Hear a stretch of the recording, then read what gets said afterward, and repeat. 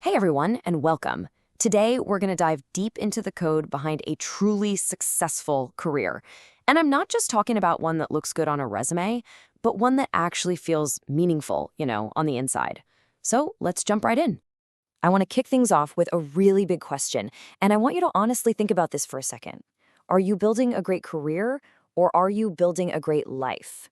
Figuring out how to make those two things one and the same, well, that's what we're going to tackle today. So, where do we even begin this journey?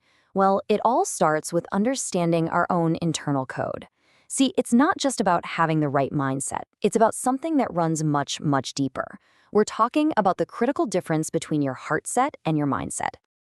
At the very center of this code is an idea called a core desire. Now, this isn't just a goal or some passing fad. A core desire is something your heart is literally set on. It's that thing you want so badly you'll pursue it no matter how tough it gets. This is the true engine of your motivation. Let's break this down a little more. On one side, you've got your mindset. That's your logical, rational how. It's built from your experiences, your education. Then on the other side, you've got your heart set. And that's your powerful why. Now, here is the crucial part. A mindset without that fuel from a core desire can actually set you up for failure. It's why so many people burn out chasing a promotion they don't even really want. Their how is perfect, but their why is completely missing. And this isn't a new problem. Mark Twain absolutely hit the nail on the head with this one.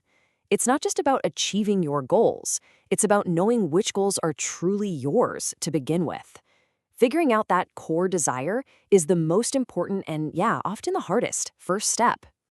Okay, so let's say you've done the hard work. You've identified your passion, your core desire. That's huge. But now comes the next big challenge. How do you connect that deep internal drive with with the demands of the real world? Let's get into that. So here's a reality check you have to get comfortable with. Even the most passion-driven career has chores. The path to your want-tos is always, always paved with have-tos. The secret is to reframe them. Don't see them as roadblocks, see them as the actual paving stones you're laying on your path. Think about a doctor who loves healing people. They had to see years of boring, tedious coursework as the necessary price to live out their calling. So that leads us to the million-dollar question, right?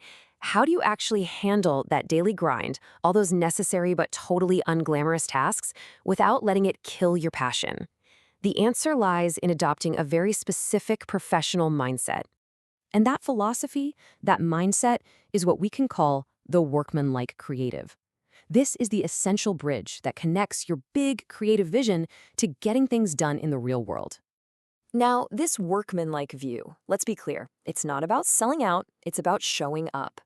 It's a professional mindset where you do what needs to be done to sharpen your skills, pay your bills, and build momentum.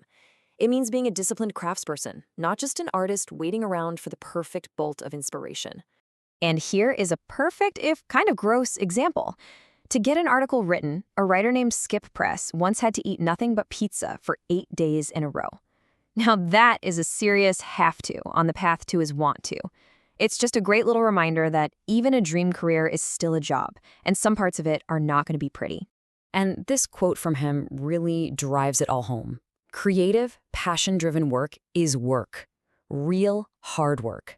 It demands discipline, resilience, and a professional attitude. It is not an escape from effort. It is the focus of your effort. So this workmanlike discipline, it does something else that's incredibly important. It helps you conquer fear. For so many of us, the biggest hurdle is just the fear of the blank page, right? The fear of the unknown. But here's the thing, the unknown isn't unknowable. By creating a framework for yourself, defining your goals, the format, the length, you create a predictable process. And that predictability is what transforms that paralyzing fear into powerful, laser-like focus. All right, we've talked about passion, we've talked about discipline, but there's a third piece to this puzzle, and it's the one that ties it all together and gives it real meaning: human connection.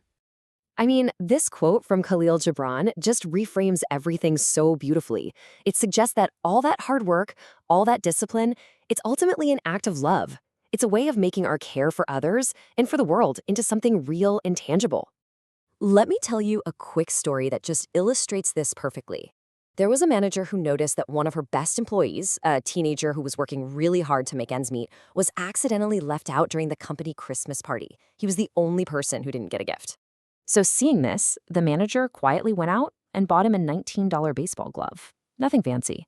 Years later, that same employee, now a manager himself, was asked why he had stayed with the company for so long. His reason wasn't about the money or the promotions. His answer was simple. It was a $19 baseball glove. That small, human gesture created a bond of loyalty that lasted an entire career. That story, that's the power of making work human, right there.